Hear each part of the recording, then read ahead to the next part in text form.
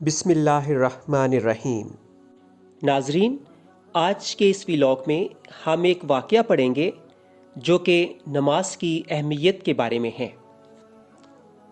وہاب رحمۃ اللہ علیہ بن منبہ کہتے ہیں کہ اللہ تعالیٰ سے حاجتیں نماز کے ذریعہ طلب کی جاتی ہیں، اور پہلے لوگوں کو جب کوئی حادثہ پیش آتا تھا وہ نماز ہی کی طرف متوجہ ہوتے تھے۔ جس پر بھی کوئی حادثہ گزرتا وہ جلدی سے نماز کی طرف رجوع کرتا۔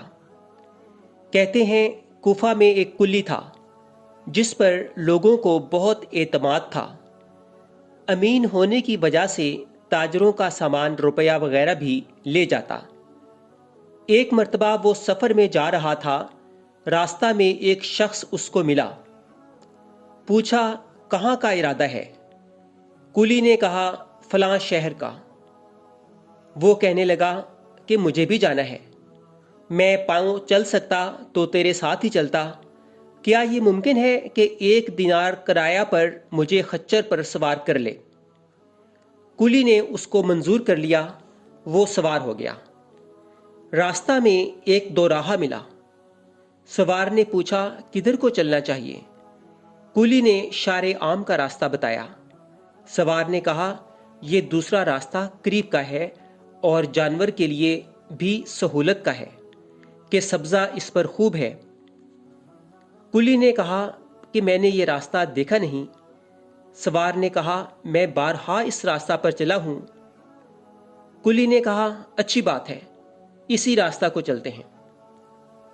تھوڑی دور چل کر وہ راستہ ایک وحشت ناک جنگل پر ختم ہو گیا جہاں بہت سے مردے پڑے تھے۔ وہ شخص سواری سے اترا اور کمر سے خنجر نکال کر کلی کے قتل کرنے کا ارادہ کیا۔ کلی نے کہا کہ ایسا نہ کر، یہ خچر اور سامان سب کچھ لے لے، یہی تیرا مقصود ہے، مجھے قتل نہ کر۔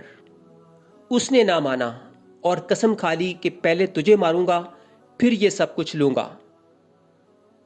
کلی نے بہت عاجزی کی مگر اس ظالم نے ایک بھی نہ مانی۔ کلی نے کہا اچھا مجھے 2 رکعت آخری نماز پڑھنے دے۔ اس نے قبول کیا اور ہنس کر کہا جلدی سے پڑھ لے، ان مردوں نے بھی یہی درخواست کی تھی مگر ان کی نماز نے کچھ بھی کام نہ دیا۔ اس کلی نے نماز شروع کی، الحمد شریف پڑھ کر سورت بھی یاد نہ آئی۔ ادھر وہ ظالم کھڑا تقاضا کر رہا تھا کہ جلدی ختم کر۔ بے اختیار کلی کی زبان پر یہ آیت جاری ہوئی، امن یجیب المضطر اذا دعاہ۔ یہ پڑھ رہا تھا اور رو رہا تھا کہ ایک سوار نمودار ہوا جس کے سر پر چمکتا ہوا خود یعنی لوہے کی ٹوپی تھا۔ اس نے نیزہ مار کر اس ظالم کو ہلاک کر دیا۔ جس جگہ وہ ظالم مر کر گرا آگ کے شعلے اس جگہ سے اٹھنے لگے۔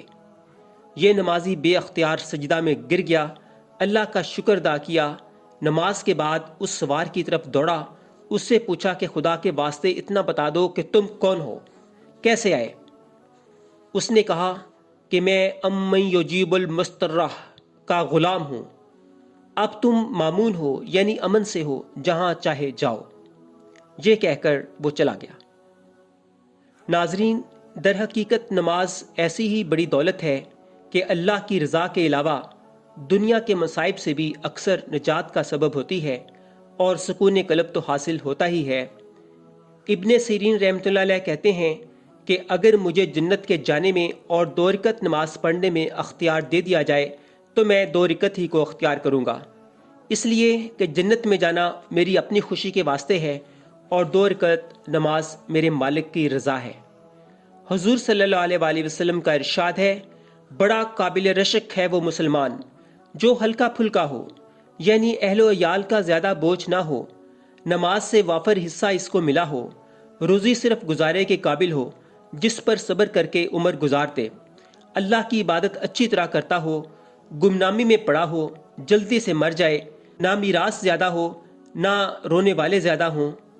ایک حدیث میں آیا ہے کہ اپنے گھر میں نماز کثرت سے پڑھا کرو، گھر کی خیر میں اضافہ ہوگا۔